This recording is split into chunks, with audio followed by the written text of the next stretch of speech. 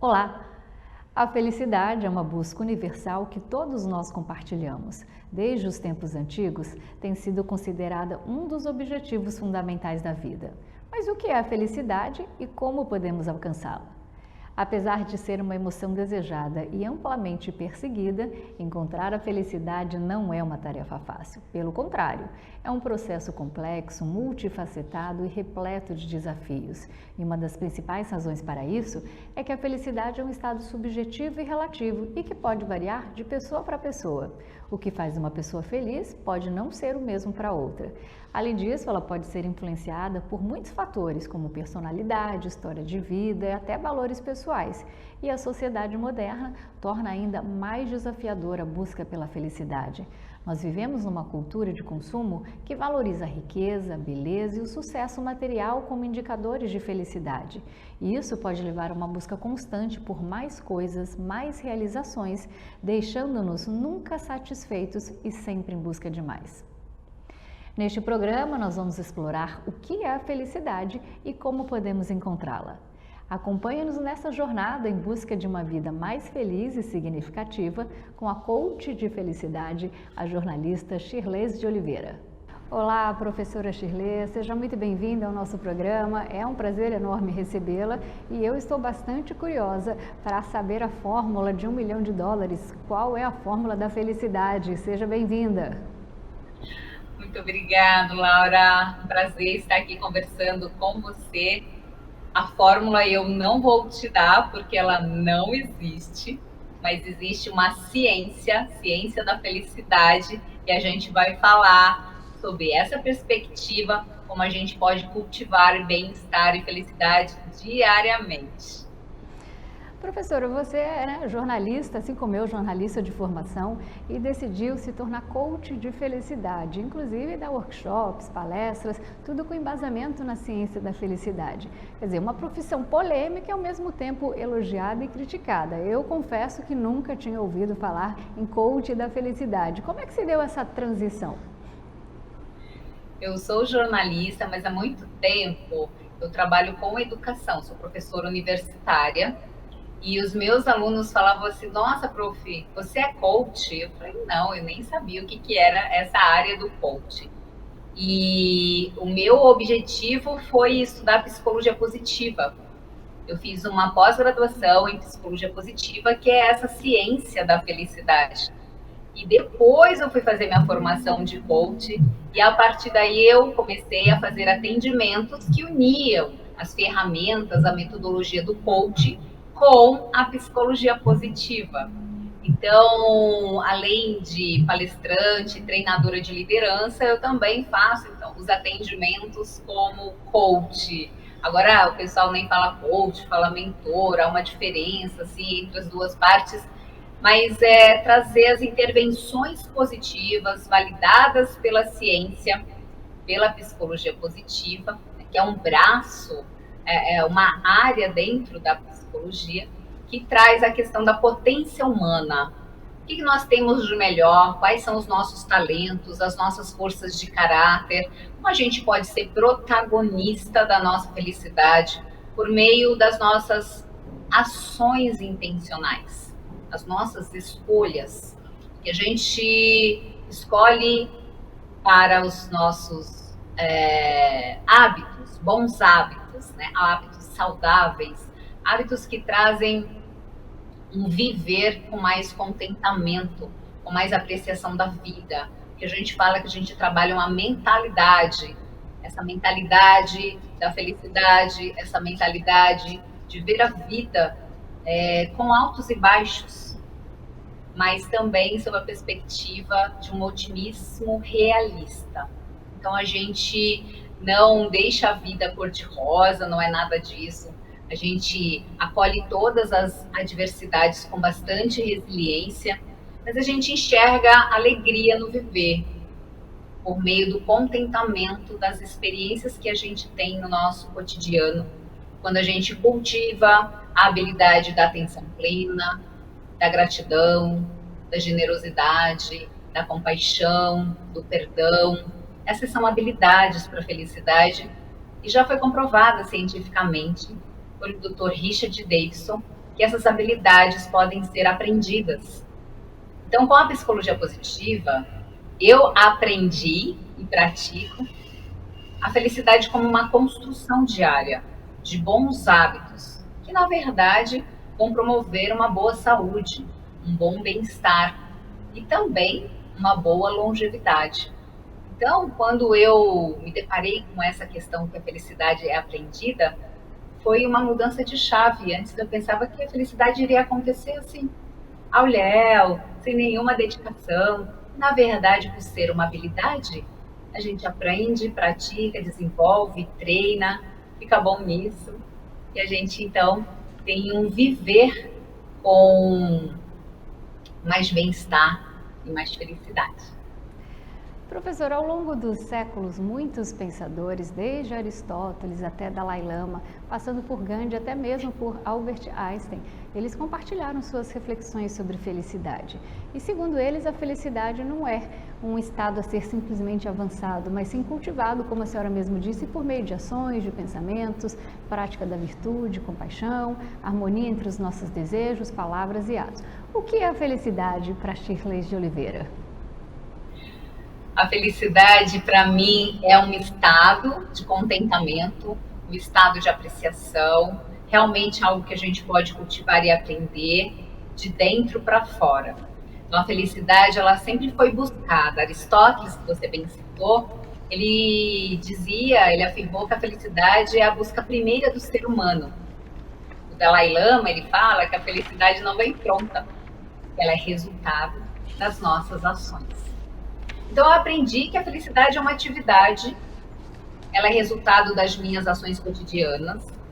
Eu posso cultivar algumas atividades, alguns hábitos que liberam dopamina, serotonina, endorfina, ocitocina. Então, a felicidade, ela passa pelas minhas emoções.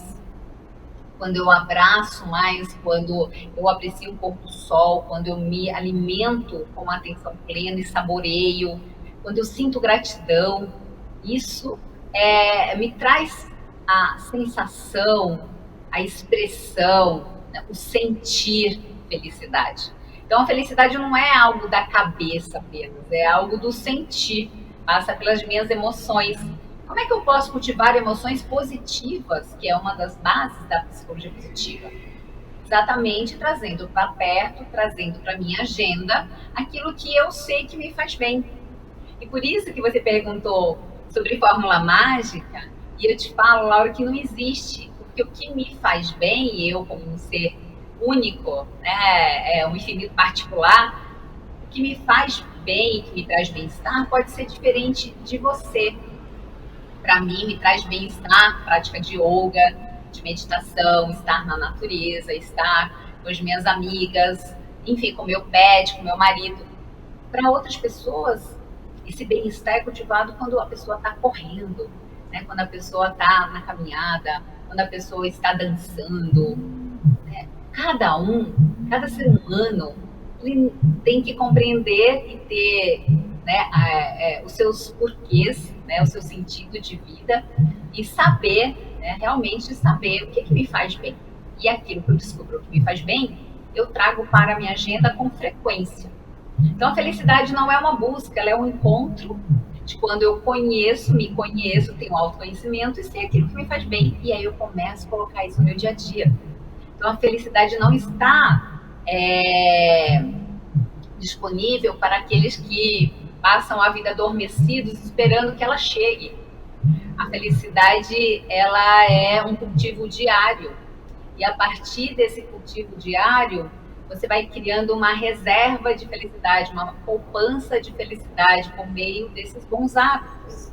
E depois, quando as adversidades chegarem, porque elas irão chegar, faz parte da vida, você tem mais ferramentas, mais recursos, recursos psicológicos, emocionais, para lidar com essas adversidades. Eu já passei por várias situações desafiadoras, mas a minha mentalidade, meu jeito de encarar aquela dificuldade, ela foi realmente aprimorada com todos esses ensinamentos que a psicologia positiva nos ensina. Tem uma frase que fala: não é aquilo que acontece na vida, mas é como você reage àquilo que acontece na vida, como é que você reage àquilo que está acontecendo. Uma frase do Nietzsche, né, também trazida por Viktor Frankl. Então, a vida é cheia de desafios. Como é que você cultiva uma mentalidade, um pensamento, um emocional, se você tem apoio relacional, como é que você encara, né, esse presente que é viver. Para mim, a vida é um grande presente. E saber que eu posso caminhar cultivando boas atitudes, virtudes, né, como você trouxe, a própria compaixão, né, a generosidade, como é que eu consigo estar no mundo e ser contributiva e entregar um propósito e pensar numa felicidade coletiva, numa felicidade compartilhada. Então, a gente tem muitos mitos e muitas ilusões com relação à felicidade. Antigamente, as pessoas pautaram a sua busca pela felicidade buscando fora, primeiramente, né? Buscando fora, né? Quando eu for promovido, quando eu viajar, quando eu casar, quando eu tiver filho, quando aquilo e outro. E aí a gente chegou no momento de humanidade e falou assim, poxa, eu conquistei tudo isso, e cadê a tal felicidade? Eu não a encontrei, porque eu busquei fora. E agora tem um retorno, né? Que lembra que as coisas estão dentro de você, que é no simples, no frequente, no cultivo diário, que você vai sentir essa sensação e expressão, né, de contentamento, de apreciação da vida, da alegria, da serenidade, do amor. E que a felicidade não é sobre algo egoísta. Muito pelo contrário, a felicidade é um direito de todos nós, mas ela é coletiva. Então, o que você faz para cultivar a sua felicidade? Mas, para além disso, o que você faz para cultivar a felicidade das pessoas que estão ao seu lado? Então, a felicidade tem fórmula, você tem que cultivar. Tem que cultivar. Cada um tem a sua. Ela tem caminhos. Ela tem alguns caminhos, né? Eu não diria que é uma fórmula, porque as pessoas adoram fórmula mágica e comprimidinho de felicidade, né? Vai ali, toma aquilo, faz isso. E aí simplifica, né? Torna a vida não é simplória, há muita complexidade, mas ela tem um convite à ação, um convite ao protagonismo, um convite às suas escolhas. E aí uma pesquisadora, doutora Bárbara Fredrickson, ela fala, né, do cultivo das emoções positivas. Então, cultiva essas emoções, você vai sentir a diferença que faz cultivar essas emoções positivas. Revela o teu propósito, entrega o teu melhor para o mundo, teus dons, seus talentos, você vai sentir uma felicidade mais duradoura.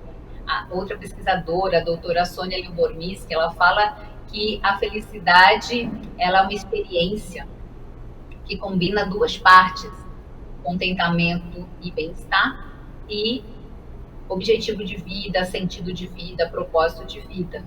Então, quando você combina no seu dia a dia, né, um tipo de boas emoções, de boas expressões, de boas relações, de boas, né, vivências, quando você cuida da qualidade da sua vivência, você cuida dessa qualidade de felicidade que precisa, assim, ser cultivada, mantida, como uma semente. Por isso que o Dr. Martin Seligman, o pai da psicologia positiva, ele fala que ele trocou o nome felicidade, né, escreveu um livro chamado Felicidade Autêntica, e o seu segundo livro chama-se Florescer.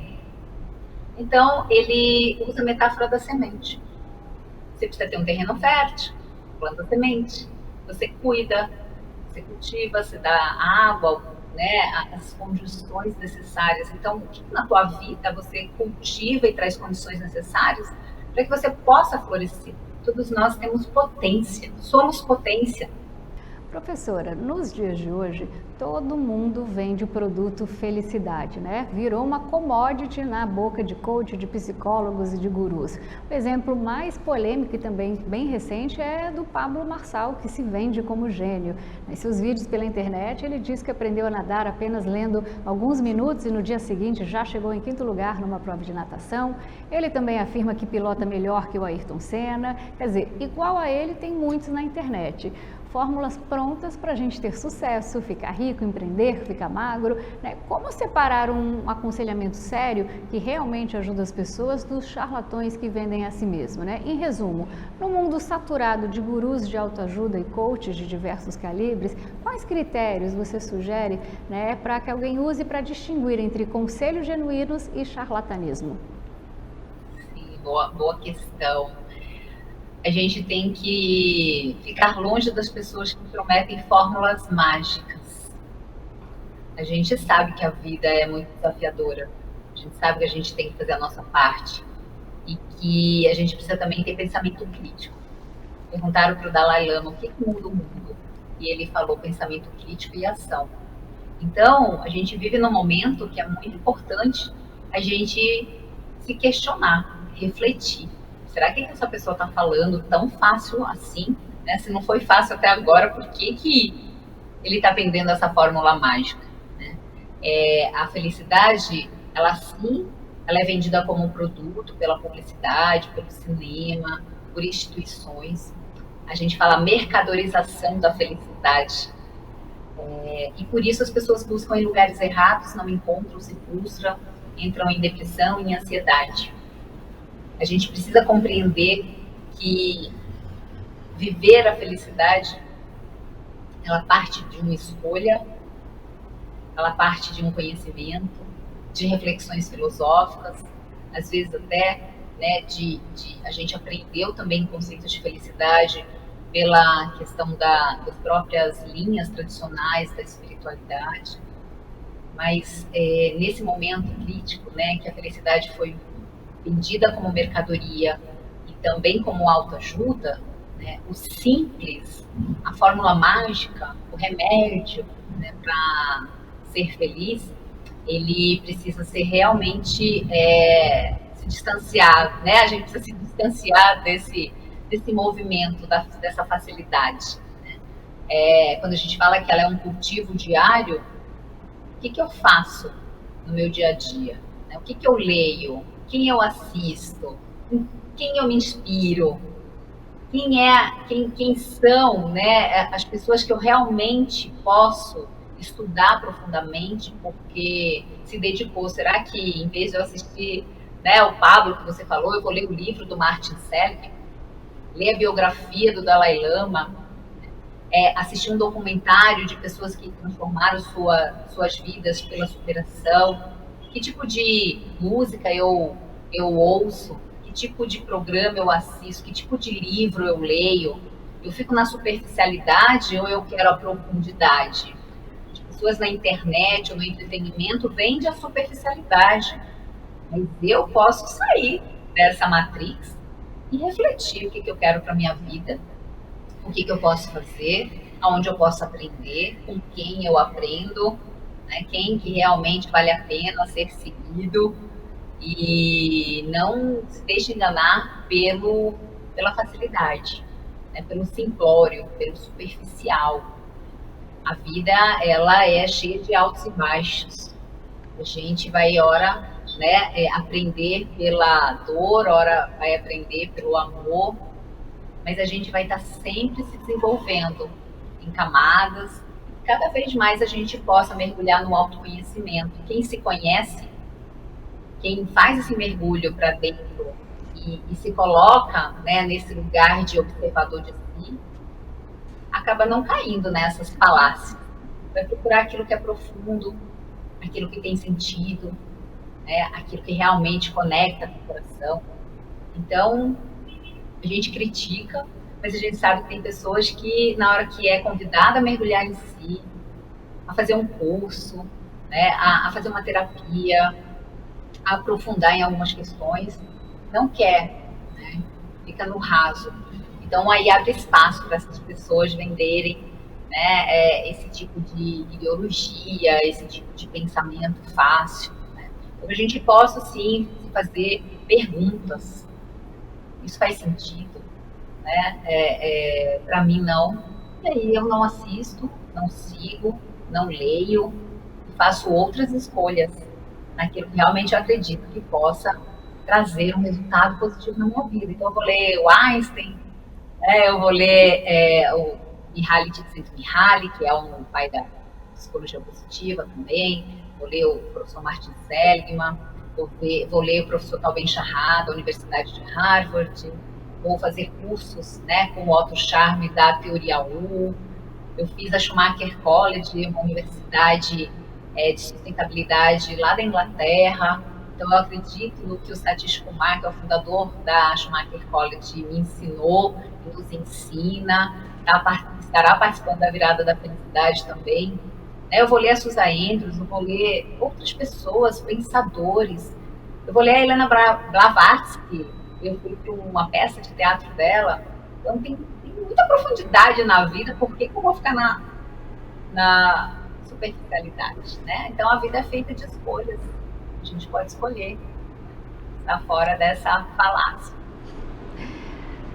Além de coaching, né, o mentor e mentora, você também tem uma vasta experiência como mestre em comunicação e práticas de consumo. Portanto, certamente, né, observa a relação entre as práticas de consumo e a busca pela felicidade. Nós vemos indivíduos recorrendo ao consumismo exacerbado como uma tentativa de preencher vazios internos ou então aliviar sentimentos de insatisfação. O ter no lugar do ser, a supervialidade. Na sua visão, como é que o consumo frustrado pode realmente ser um sintoma de infelicidade, né? E mais importante, que estratégia a senhora recomendaria para ajudar as pessoas a reconhecerem esse padrão, né, e redirecionarem sua busca, seja por felicidade, por autoconhecimento, de uma maneira mais saudável, mais sustentável, focando menos no material e mais em aspectos internos e significativos da vida? Eu acredito que todo ser humano já passou por essa experiência de comprar alguma coisa, voltar para casa e se perguntar por que eu comprei isso. Meu Deus, no final do mês é um cartão de crédito. Ainda mais agora? Na época de internet, né? Que é tudo fácil, com um clique. Pois é. Então, o consumo ele faz parte da vida da gente. Mas precisamos do consumo para atender as nossas necessidades. E eu gosto muito de uma frase do Gandhi que ele fala: o planeta ele dá conta de atender as necessidades da humanidade. O que ele não dá conta de atender a ganância do homem. Então, quando a gente vai buscar no consumo esse preenchimento do vazio existencial, a gente não encontra, a gente se endivida, a gente se entristece, né? E depois já percebendo que o ratinho correndo, né, atrás, enfim, é o coelho, na verdade, o coelho correndo atrás da cenoura, né, insistentemente, achando que está lá fora, né, e ter coisas para preencher esses vazios. A gente sabe que temos uma população que ainda acredita que ter coisas possa preencher, né, esse vazio existencial. E não preenche. Então, pessoas que chegaram a ter muito dinheiro ou posições, e aí viram que, né, aquela tal felicidade não foi vivenciada. A felicidade não está nas coisas extraordinárias, mas está nas coisas simples da vida que a gente consegue enxergar, com esse olhar de apreciação, com essa mentalidade de apreciação. Então, o consumismo, ele leva aos excessos, seja de informações ou de produtos. Ele leva à degradação do planeta. Então, o consumismo tem a ver com o consumo de supérfluo, consumo em quantidade, né, sem preocupação se eu preciso daquilo. E, de novo, eu trago a expressão do Dalai Lama, pensamento crítico. Eu estou buscando esse consumo por ansiedade, por necessidade, por buscar pertencimento. O que está por trás? Eu sou observador das minhas escolhas, eu sou observador, né, desses hábitos.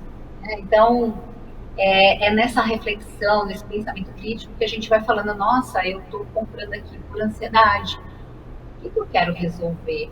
E aí eu vou buscar uma terapia, vou buscar um mentor, né? Enfim, vou buscar me conhecer, vou ler sobre isso, vou compreendendo com a maturidade dos anos da vida que não é no ter que eu me preencho, mas no ser. E aí eu sou instrutora de mindfulness e nessa caminhada a gente percebe que é quando a gente sustenta o nosso centramento, nas coisas simples, na nossa respiração, que a gente vai observando os nossos padrões mentais e a partir desses padrões mentais vai direcionando. Isso aqui é ansiedade, isso aqui é realmente necessidade, eu preciso de um par de sapatos, eu preciso de 10 pares, eu não preciso trabalhar loucamente para poder comprar loucamente, nem ter tempo, às vezes, né? Trabalho tanto, nem tem tempo de usufruir, adoeço, né? Porque eu estou trocando a minha vida, o meu tempo, por coisas, né? E as nações, quanto mais, né, tem essa questão, as nações foram enriquecendo e elas foram ficando mais felizes, e a gente traz o conceito do FIB, que é a felicidade interna bruta, que vem como um contraponto do PIB, que é o produto interno bruto. Então, existe uma outra forma de pensar. O consumo consciente, né, a intenção naquilo que eu estou realmente adquirindo, de saber por que eu estou aqui adquirindo aquilo, né, o que eu estou querendo preencher ou não preencher. Então, quando eu comecei a estudar as práticas de consumo, eu tinha até uma tendência de falar, não, mas o consumo é uma coisa ruim. E não é. O consumo ele é necessário. O consumismo é que faz com que o supérfluo, a insustentabilidade, né, do planeta, enfim, aconteça. Então, esse modus operandi, essa forma, esse paradigma que pauta a vida das pessoas no ganhar, no ter, né, no consumismo, é que faz a gente ter, né, esses problemas sociais, ambientais. Então, como que eu trago equilíbrio para minha vida, sustentando práticas que realmente me preenchem internamente e que, inclusive, me faz refletir sobre essas buscas superficiais daquilo, né, que é vendido aí na sociedade, na mídia, como felicidade, né? Então, a gente precisa realmente refletir sobre esse modus operandi. Ele me satisfaz? Não. Como é que eu penso sobre isso? Como é que eu saio dessa matrix? Como é que eu faço as minhas escolhas? Né? Então, tem muita gente que já está saindo, né? Está fazendo transição de carreira, está se perguntando o que eu vim fazer aqui nesse mundo, né? Como é que eu posso ser mais contributiva? Como é que eu posso realmente ter sentido? Qual que é a minha missão? Né? Por que eu estava correndo atrás disso? Porque eu aprendi assim, mas agora eu aprendo diferente. Então, eu vou trabalhar a minha simplicidade elegante, né? Tem um livro do Sati que fala simplicidade elegante. Vou pensar na regeneração do planeta, eu vou pensar no ecossistema, eu vou pensar que tudo que eu faço impacta e importa. Então, eu escolho o que eu quero fazer e como eu quero impactar com as minhas ações no mundo e impactar as outras pessoas e pensar no coletivo. Chega da gente pensar só na gente, né? No egocentrismo. Momento da gente pensar na regeneração, colocar o eco, que é casa, colocar a ecologia, né? Colocar a ecologia profunda no centro dessas relações. Chega de pensar só em mim e pensar no nós. O que podemos fazer de diferente? O que podemos fazer pelo outro? E quando a gente faz pelo outro, na generosidade e na compaixão, automaticamente a gente também está fazendo por nós. Construindo um mundo melhor, mais sustentável, uma felicidade sustentável. Agora, professora, pelo menos a meu ver, existe uma ditadura do medo em ser feliz, né? A humanidade decidiu definir o sucesso através do poder, do dinheiro e da fama. Para se chegar a ele, se adotam 3 hábitos, pelo menos na minha opinião, terríveis para a felicidade: comparar-se, queixar-se e competir. Eu me comparo para ver quem tem mais poder, quem tem mais fama ou quem tem mais dinheiro. Eu me queixo se não sou eu e eu compito para ter isso. Então, olha só que mundo que a gente vive. Um mundo que nos leva de forma rotineira a um estado de infelicidade, de carência, né? Quando a gente vive esse estado, se alguém coloca uma foto no Instagram, sorrindo, claro, é como se isso fizesse até, fosse uma ofensa, né, ao sistema. Então, elementos como a ganância, o exibicionismo, no mundo atual, eles não prestam um desserviço à felicidade, uma espécie de tirania, né, da felicidade. De que maneira a senhora enxerga essa relação entre mídia social e felicidade? Você colocou uma palavra forte, mas muito verdadeira: tirania. Né? tirania da felicidade, a ditadura da felicidade. A gente tem muitas ditaduras, né? Ditadura da beleza, ditadura da juventude, ditadura da felicidade, e vão se criando outras e outras ditaduras. É para a gente realmente refletir, a gente realmente pensar por que esse mundo, né, foi construído sobre esses paradigmas do medo, sendo que o que faz a gente florescer é o paradigma do amor, da colaboração. A natureza é colaborativa, a natureza é abundante, a natureza nos ensina a beleza da diversidade. E aí a gente foi criado desconectando-se dessa natureza. A gente está vivendo muito desconectado da natureza, né, da mãe terra e da questão do próprio meio ambiente. Nessa desconexão, eu aprendi um outro paradigma, né, que é o paradigma do medo, da competição, da queixa e da reclamação. E isso que leva à insustentabilidade do ser, insustentabilidade do planeta, a insustentabilidade de viver uma sociedade mais justa, mais social, mais harmônica, como você trouxe. Então, eu penso que paradigma eu quero ter na minha vida. Eu consigo sair desse paradigma de uma hora para outra? Claro que não. Porque eu fui moldada, direcionada, eu fui ensinada, eu aprendi assim desde criança. Então, há um trabalho interno de redescoberta, de ressignificação dos padrões que eu aprendi, né, das crenças que eu cresci aprendendo, e por isso que a felicidade tem a ver com esse autoconhecimento, né? O Sócrates já falava, conhece a ti mesmo, né? E aí terás o universo. Então parte desse relembrar quem eu sou e o que eu vim fazer aqui e o que eu quero deixar de legado. E o que eu quero fazer aqui, deixar de legado, é uma compreensão de que eu posso ser feliz, que há um direito em ser feliz. E que, claro, com a felicidade genuína, não é uma felicidade instagramável, porque esse modelo instagramável, TikTok, das redes sociais, ele alimenta o sistema da comparação, ele alimenta o sistema da competição e ele alimenta o sistema da escassez. Então, não que todo esse aparato tecnológico, né, em si ele é neutro, mas é o uso que eu faço dele e como eu me comporto. Eu estou sendo escravo, eu estou sendo viciado digital, eu não consigo desconectar e ir para a natureza e ficar realmente, né, longe, né, desses aparatos, enfim. Como é que eu faço a gestão do tempo, do uso de todas essas tecnologias, redes, informações? Será que eu estou na infobesidade, na ansiedade, em vez de estar buscando, né, uma caminhada, estar na natureza, estar apreciando, enfim, né, estar em conexão comigo mesmo, no silêncio, numa leitura, com as pessoas que eu amo. Então, tem pessoas que estão do lado da pessoa que ama, mas está conectado nas redes sociais. Então, essa desconexão do eu é que provoca todo esse aparato de desconexão com o todo, né, com a própria pessoa que está ao seu lado, e faz com que a gente sinta um vazio existencial. A base da felicidade está no cultivo das relações, das boas relações.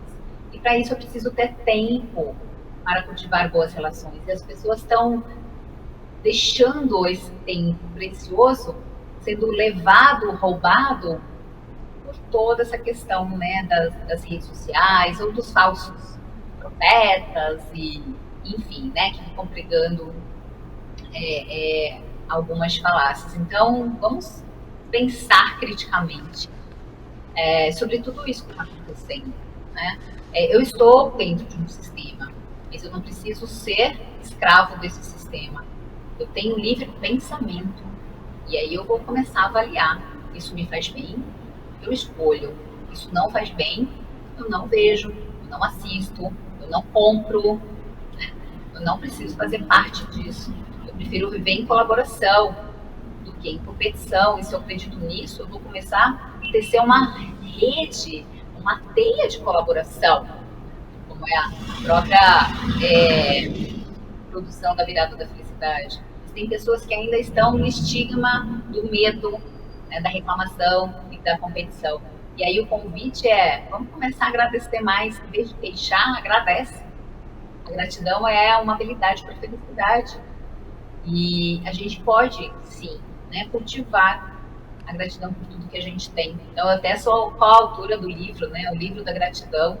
Eu escrevi um dos 27 capítulos e aprendi muito com a própria psicologia positiva sobre a gratidão como uma estratégia que nos aproxima da felicidade. E as pessoas ficam na superficialidade da gratidão, no hashtag gratidão, hashtag gratiluz. A gratidão, ela tem muitas camadas. E quando você sente gratidão, você chega a se emocionar. Mas para eu me emocionar sendo grata, eu preciso estar muito conectada comigo, muito conectada com o momento presente. E isso faz diferença no seu sentir gratidão, no seu sentir contentamento, no seu sentir felicidade. É simples, mas não é simplório. E a gente complica porque a gente tem um sistema, uma rede que nos ensina de uma outra forma, e que coloca sempre a cenoura para ser ali meu objeto de desejo e para eu correr atrás, trocando a minha vida pela cenoura. Eu posso escolher a vida e não a cenoura. Para a gente encerrar esse bloco, eu queria que a senhora falasse um pouquinho do conceito, né, do simpósio que vai ter a virada da felicidade. Ótimo, que bom. Então, em 2019, eu comecei a organizar um dia de evento, porque dia 20 de março, se vocês, né, para quem não sabe, foi instituído como Dia Internacional da Felicidade em 2012 pela ONU. E a partir de 2013 começou a realmente a celebração global. Temos um dia para falar de saúde, de bem-estar e do direito de ser feliz. Então, em 2019, eu comecei a organizar esse evento aqui em São Paulo, um evento presencial, que aconteceu em parceria com a Unives Cultural. E aí, depois veio a pandemia, em 2020, 2021, 2022, a gente só ficou na programação online. No ano passado, eu falo que a virada da felicidade emergiu, porque eu ia fazer só um dia de evento e depois viraram 7 dias em 7 locais e com 50 pessoas participando. Esse ano a gente está na segunda edição da Virada da Felicidade, que vai acontecer de 20 a 24 de março, aqui em São Paulo. Só que tem um dia que é online, então tem a Virada da Felicidade online. Vai ser domingo, dia 24, um bloco de manhã sobre meio ambiente, regeneração e liderança ecossistêmica, e um bloco à tarde, todo focado em felicidade no trabalho.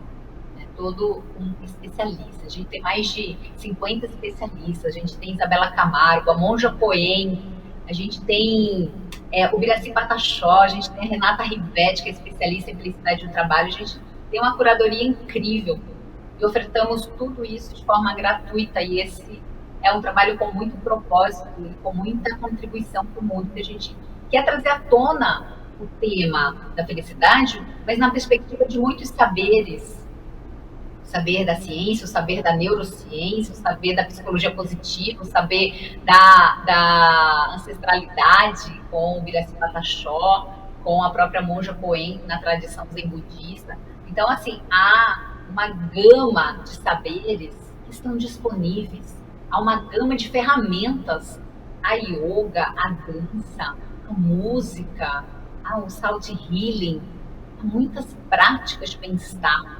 Como é que eu trago isso para a minha vida? Com o saber, com o conhecimento e depois com a prática. Então, é a união do saber e do sentir, nessas múltiplas possibilidades, porque cada um vai ser tocado de um jeito.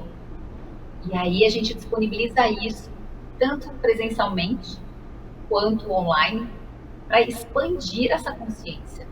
Então, a gente está aqui para expandir a consciência da colaboração, da partilha, né, dos saberes.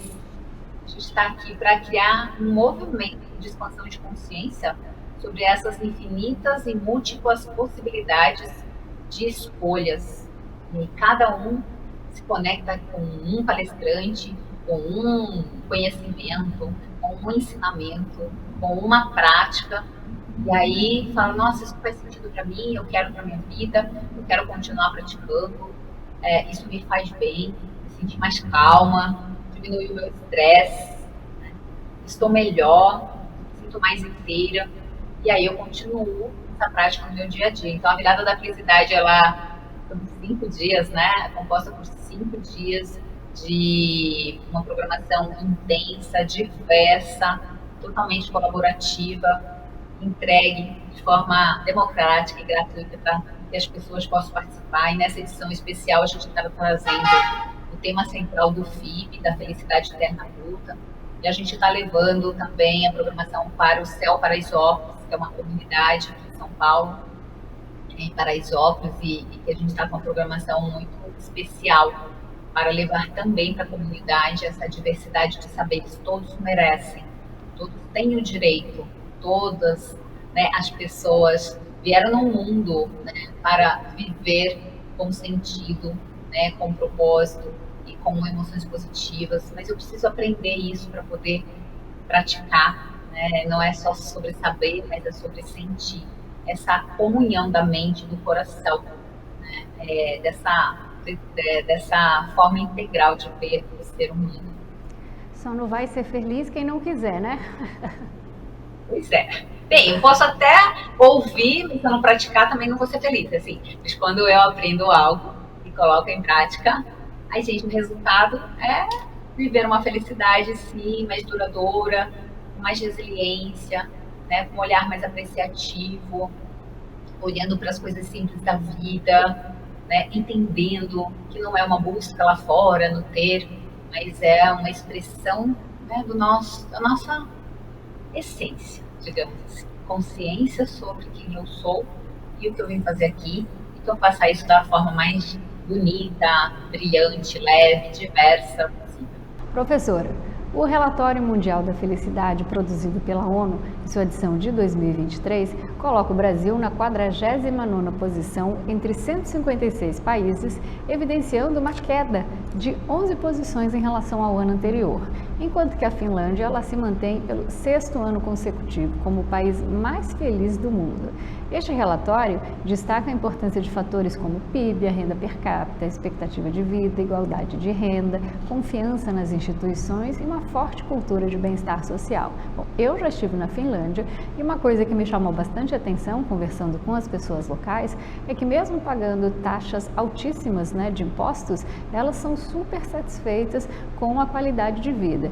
Então, considerando o seu conhecimento em práticas de consumo, como é que a senhora vê a relação entre esses dois fatores, felicidade da população e consumo? E diante dos desafios enfrentados pelo Brasil, com uma alta desigualdade de renda, a corrupção e a falta de confiança nas instituições, que lições nós podemos aprender com esses países, né? Países como a Finlândia, para promover o bem-estar e a felicidade? Ai, que ótima pergunta, Laura. É realmente todo dia 20 de março, né, anualmente, esse relatório, né, pontuando o ranking dos países mais felizes. Desde 1972, a gente tem a expressão do FIB, pautada pelo que é a felicidade interna bruta, pautada pelo quarto rei do Plutão, e que a partir daí começou a se perceber outros fatores, outros domínios para elencar essa felicidade, essa governança de um país, ou mesmo a aplicação, né, de uma metodologia diferente nas cidades, nas empresas, que não pautasse apenas na riqueza, né, no produto interno bruto. Ele é um domínio, ele é uma mensuração, né, mas existem outros aspectos que precisam ser levados em consideração, como a qualidade de vida das pessoas, ter segurança, ter saúde, ter natureza, ter cultura, educação, enfim. Quando a gente atende essas necessidades do ser humano, de uma sociedade onde o índice de corrupção é baixo e o índice de coletividade é alto, a gente tem mais equilíbrio na percepção das pessoas com relação à felicidade. Então, a gente tem aí sempre os países escandinavos, né, no topo dos países mais felizes do mundo, apesar do FIB, da felicidade interna bruta, ter sido criado pelo Butão. O Butão não aparece nesse ranking dos 10 principais países mais felizes do mundo, por uma questão, inclusive, da economia, né? Apesar da cultura e da proteção do meio ambiente, da vitalidade cultural ser forte lá e da educação, enfim, tem aspectos que ainda não compõem, né, essas métricas abordadas pelo relatório, né? Então, o que esses países têm né, que trazem essa qualificação nesse ranking, né? Eles pagam impostos, mas esses impostos são revertidos. E ao ser revertidos, eu não me preocupo, eu não tenho estresse com relação à saúde, à educação, ao transporte público. Eu tenho um senso de confiança no governo e nas pessoas. Eu tenho um senso de colaboração, né, da comunidade. Eu tenho tempo de qualidade. Eu não tenho dívida. Não tenho essa desigualdade social que traz o medo, traz a violência, traz doenças, traz a escassez. Então, eu tenho mais equilíbrio no meu viver, menos preocupação, né? E menos uma cultura do ter coisas, porque eu vivo, né? É mais uma cultura do ser, porque as coisas estão assim, né? Mais organizadas e mais harmoniosas. A gente no Brasil vive uma cultura ainda do correr atrás das coisas, do ter, né? Até por causa da desigualdade social. A gente vive um modelo americano, né? O American Way of Life, o modelo de ter o carrão, de ter a casona, né? De ter um status e de acreditar que a felicidade está nessas coisas materiais. Se a gente for ver nesses outros países, a apreciação do tempo, da beleza, do trabalho, tem, né, uma dimensão para aquelas pessoas. E o que me chama sempre a atenção nesse último relatório foi a questão da beleza. Veio à tona essa questão da apreciação da beleza, da apreciação, né, dos momentos e da natureza. E o Brasil cai, então, né, por causa da corrupção, da percepção de que o dinheiro colocado nos impostos não retorna para a sociedade com a qualidade, né, dos investimentos que a gente precisa ter em segurança, em transporte, em educação e em saúde. Então, as necessidades básicas sendo atendidas, um governo mais justo, com natureza para ser apreciada, traz um senso de bem-estar. Né? Esse sentimento de bem-estar, ele depende desses domínios externos, né? Desse ambiente externo, dessa qualidade de uma governança. Por isso que no FIB a gente tem 9 domínios, e todos eles são importantes. Um deles está ligado à questão da governança, que tem a ver com as políticas públicas, e com a questão da baixa corrupção. Os países com menos corrupção, claro que os governos investem melhor, e ao investir melhor, o cidadão, então, tem necessidades atendidas, qualidade de vida, e aí menos desejo, né? Porque é uma sociedade mais, digamos assim, equilibrada, né? Com mais igualdade social. A desigualdade social realmente causa muitos transtornos, porque gera violência, porque gera doenças, porque gera essa ambição desenfreada. E a gente também precisa refletir sobre isso, né? Que mundo é esse tão esquizofrênico? As pessoas buscam, né, a felicidade em coisas que ela jamais vai poder sentir. Então, a gente precisa realmente trazer o pensamento crítico para essas questões. A Finlândia é um país pequeno, o Brasil é um país, né, continental, com N desafios, com culturas e falta de maturidade em N aspectos, né? A gente tem bastante arroz e feijão para comer aí em termos de sociedade, de cultura, de investimentos em educação, na própria, né, do senso de comunidade. A gente é muito individualista ainda, né?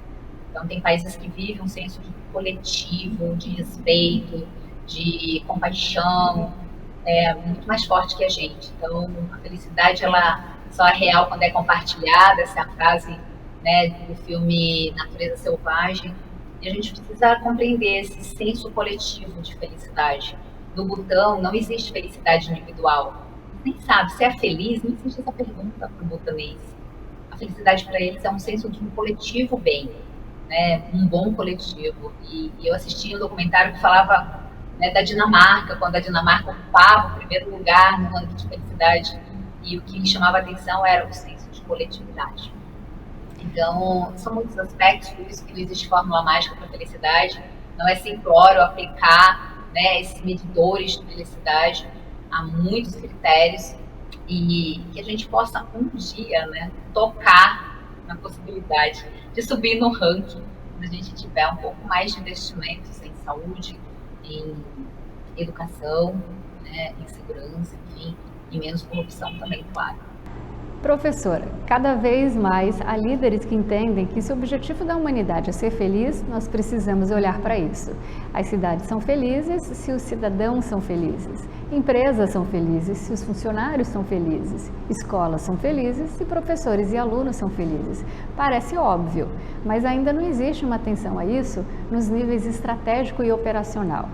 Felizmente, a gente já vê algumas iniciativas de governos que decidem focar em ter cidadãos felizes através de condições que geram mais bem-estar. Eles trabalham em prol do meio ambiente, da qualidade do ar, segurança, acesso à natureza, parques públicos, educação. Inclusive, nos últimos anos, alguns governos criaram ministérios de felicidade e bem-estar e empresas abriram até diretorias com esse propósito. Como é que a senhora avalia esse tipo de iniciativa? É vanguarda. Eu avalio como um movimento de vanguarda, muito desafiador, porque ele é contra a cultura, se a gente for pensar nesse sentido, né? Mas ele é necessário. Então, a gente tem Ministério, né, de Felicidade nos países da Arábia Saudita, eu não lembro agora o país, mas a gente tem, né? A gente tem o Museu de Felicidade, assim, na Dinamarca, a gente tem a Nova Zelândia, né, que tem muitas políticas de bem-estar com a Jacinda Ardern, enfim. Então, a gente tem pessoas, pensamento de vanguarda, que começou a perceber que do jeito que tá muito ruim, não dá para continuar investindo, né, nesse modelo, nesse paradigma, e que é possível pensar, né, sobre um novo formato, uma nova aplicação. Então, sim, temos visionários, eu digo, né, que querem trazer esse olhar, que é óbvio, né, você trouxe, é óbvio, pessoas felizes, trabalham mais, e as empresas, enfim, né, felizes, e cidadãos felizes, e cidades felizes. A felicidade é um direito da gente. Só que a gente aprendeu num formato, num paradigma, num sistema que vendeu a felicidade para fora como mercadoria, né? E a gente alimentando tudo isso. Então, o óbvio precisa ser dito e ele precisa ser implementado. Então, sim, temos empresas que estão já investindo em programas de felicidade, que não significa que é um programa que você dá comidinha na hora do intervalo, que você coloca o pimbolim, que você coloca, né, o escorregador e que você pinta tudo de colorido. Não é sobre isso. É sobre criar um ambiente saudável, amistoso, respeitoso, menos tóxico. É um ambiente de segurança psicológica, onde as pessoas realmente sejam respeitadas e possam entregar, né, no seu trabalho, no caso de uma organização, a sua melhor performance, o seu melhor ser. A gente tem tantos talentos e quantas vezes a gente foi oprimido nos nossos talentos. Então, como cidadão, refletir sobre os nossos desejos de consumismo, né? Porque será que a gente precisa de tudo isso para ser feliz?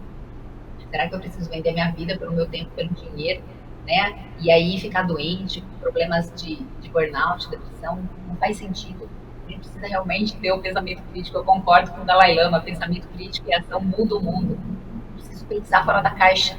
Tem pessoas pensando fora da caixa, tem pessoas experienciando a aplicação de metodologias baseada no FIB, na felicidade interna bruta, baseada em outras escalas, em experimentos, como o experimento do projeto Aristóteles, aplicado pelo Google para criar, né, segurança psicológica, experimentos de aplicação de mindfulness nas organizações, em associações, né, nas escolas, aplicação da yoga. Então, às vezes, a gente está buscando o extraordinário e está tudo aí, numa sabedoria milenar, para trazer equilíbrio, né?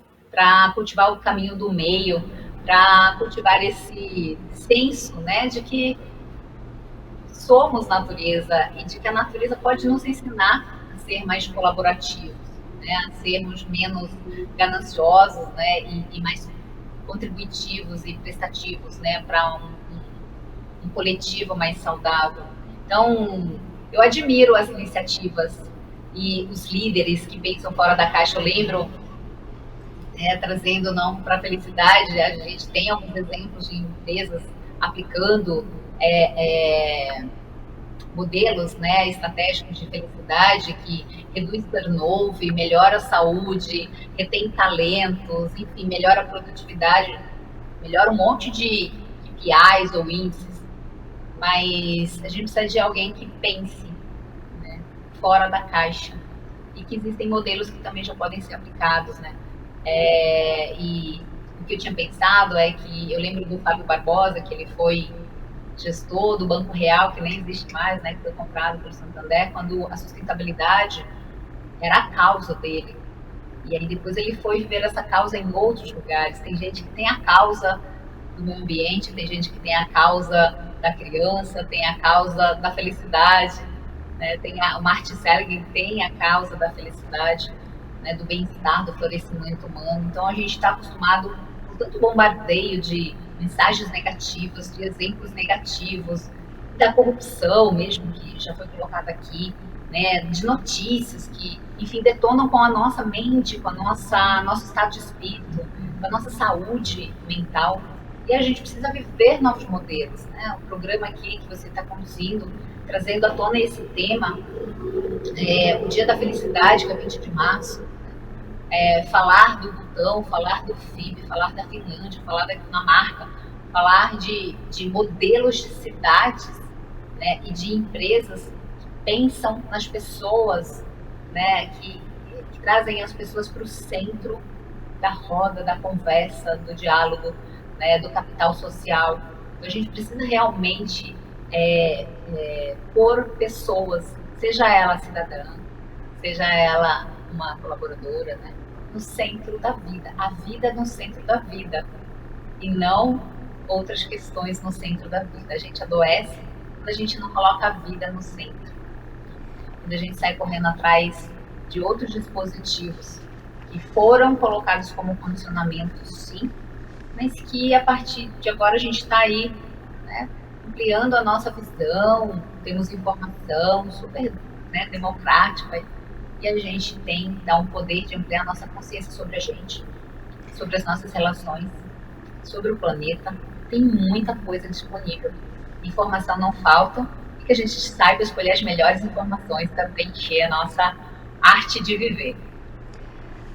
Nas suas palestras, a senhora menciona que felicidade é uma jornada e não um destino. A senhora poderia compartilhar conosco uma história pessoal que ilustre como você descobriu ou redescobriu a felicidade em sua própria vida? Né? Qual é a causa da Shirley de Oliveira? A minha causa é a felicidade, né? Eu falo que a minha missão é a educação, porque sou jornalista, mas atuei mais como professora universitária.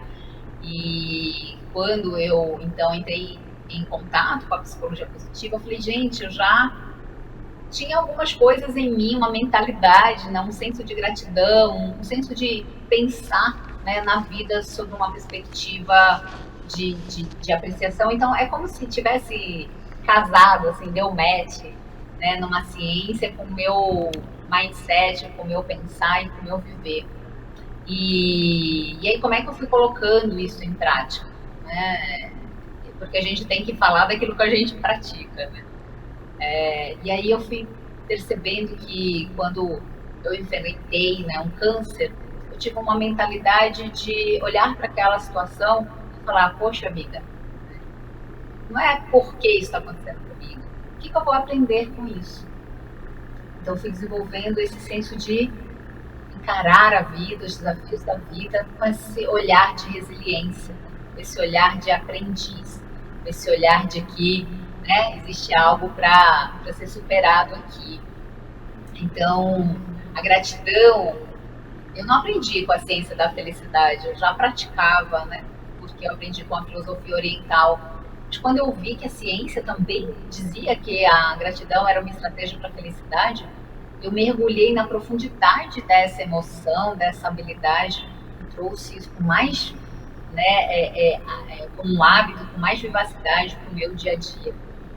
Quando eu fiquei desempregada em determinado momento da vida, como é que eu encarei aquela situação? Né? Buscando ser mais generosa, buscando fazer trabalho voluntário, buscando encontrar uma razão para aquele momento, encontrar um sentido para aquele momento. Então, a Shirley, ela não tem só uma vida, né, maravilhosa, porque nenhuma vida é só maravilhas. É uma vida com desafios. Mas eu falo que a gente treina a mente. Eu aprendi que é possível treinar a mente. E eu tenho treinado a minha mente para ter essa perspectiva do viver, né? Com esse estado de mais contentamento e apreciação do momento presente. E o Mindfulness me ajuda nisso. E a atenção plena é uma habilidade para a felicidade. Então, eu cultivo essa atenção plena, eu cultivo a gratidão, eu cultivo boas relações, eu cultivo as emoções positivas. E eu revelei o meu propósito, né, para o mundo por meio dessa causa que é a felicidade, e colocando também aí para o mundo, né, a virada da felicidade. E a jornada, né? Você perguntou sobre a jornada. Quando você aprecia a vida diariamente, quando você acorda e fala, nossa, mais um dia, o que eu vou fazer com esse dia? Como é que eu vou transbordar esse dia? O que eu tenho? Quem eu posso ajudar e o que eu tenho para fazer? E como é que eu posso fazer esse melhor? E quando a gente tem esse olhar, esse sentir, né, a gente consegue agradecer a jornada. A felicidade não está no fim, está no dia a dia. Como você compõe esse seu dia a dia, com boas práticas, com boa nutrição e um bom cultivo daquilo que me faz bem. Então, eu falo que a gente vai entregar a virada da felicidade semana que vem, mas a jornada, ela valeu a pena, porque eu conheci pessoas incríveis, porque eu tenho, né, um grupo de amigas que estão aqui trabalhando arduamente para a gente entregar um evento muito bonito, porque quando as pessoas falam, eu participei do ano passado e esse ano eu não vou perder por nada, isso aquece o coração, quando as pessoas reconhecem todo o trabalho que a gente está dedicando, né, para realmente democratizar os saberes, isso não tem preço. Então, uma vida significativa, uma vida que encontra sentido no seu dia a dia, nas coisas que faz, é uma vida que você coloca a cabeça no travesseiro e fala, tá valendo a pena. Eu não estou aqui a passeio, eu não sou uma turista, eu tenho a minha causa e você pode ter a causa que você quiser, mas faça alguém, né, feliz, ajude, contribua. O Martin Seligman, ele fala que quem tem um propósito, quem vive o propósito, caminha na direção de uma felicidade mais duradoura. Ela não vai ser permanente, ela não é 100%, porque não existe vida perfeita. Mas você vive mais dias com sentido. Né? E esse sentido traz esse senso, poxa, minha vida vale a pena. Né? Não estou aqui como turista, eu estou aqui fazendo o meu melhor. E esse meu melhor pode trazer o sorriso de alguém, a consciência de outra pessoa, um abraço de outro alguém. Né? E assim a gente vai tecendo a nossa jornada. E essa jornada no seu dia a dia, com seus altos e baixos, né, traz um senso, né, de que, poxa vida, estou fazendo um pouquinho de diferença no mundo. Né? Felicidade sustentável, como você pode fazer a diferença no mundo, é o tema da minha palestra na Virada da Felicidade. É um tema que eu levo para vários lugares. Cada um de nós pode fazer a diferença na vida, que seja de uma pessoa, e você vai ser lembrada por isso, né? E vai ser agradecida por isso.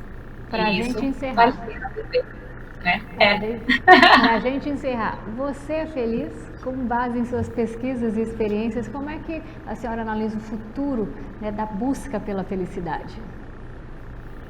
Que as pessoas busquem menos e se conectem mais consigo. O caminho do autoconhecimento é o caminho do viver mais feliz, porque traz consciência. E que a gente se lembre, né, da verdadeira potência e capacidade da luz que existe dentro de cada um de nós.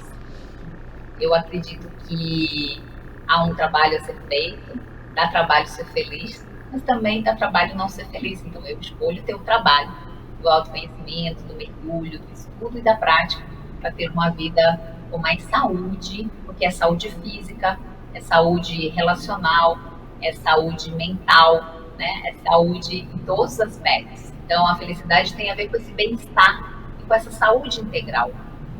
Isso é o florescimento, né? Se eu vim na Terra com um talento, que eu entregue esse talento para o mundo, né? Esse gift, eu dei de presente o meu melhor, né? Seja por meio da palavra, das palestras, da virada da felicidade, dessa entrevista, né? Então, saio feliz desse nosso momento, por ter te conhecido, por ter expressado aquilo que eu tenho estudado, pesquisado. Então, eu falo que essa é a jornada. Toda vez que eu falo de felicidade, seja onde for, eu sinto mais felicidade. E aí é um ciclo que é virtuoso e vai se nutrindo, se alimentando, se retroalimentando. Então, é uma vida mais feliz, mais duradoura, mas não perfeita. Professora, muito obrigada pela participação.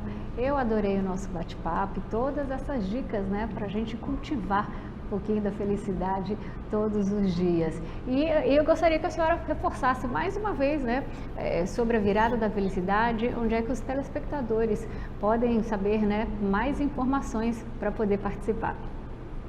Maravilha. A gente tem o site viradadafelicidade.com.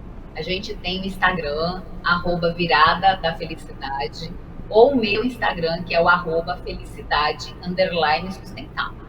Em todas essas redes você vai encontrar informações e você vai poder fazer a sua inscrição. Para quem é de São Paulo, nós temos do dia 20 ao 23 eventos, né? Manhã, tarde, você pode passar o dia inteiro, pode escolher um momento e usufruir de todos aqueles palestrantes maravilhosos que também estão colaborando e doando o seu serviço, o seu propósito para a gente, né? Também de forma colaborativa.